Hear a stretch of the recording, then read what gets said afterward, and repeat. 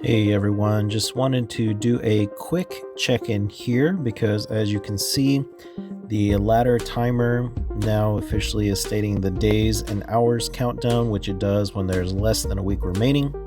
So at the time of this recording, 1 week almost exactly till reset, and I am about halfway through my Dragapult EX matches. I know that a couple of them have kind of been anticlimactic, but again, there's not really a huge penalty for losing in the Master League. You just, lose a little bit of rating.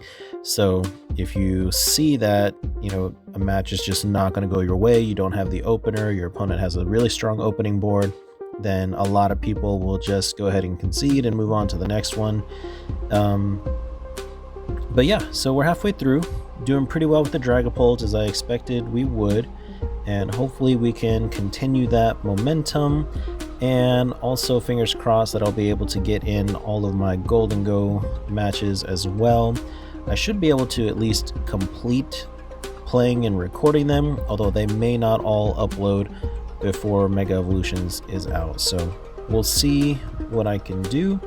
And in the meantime, we'll just keep battling and trying to win. Enjoy.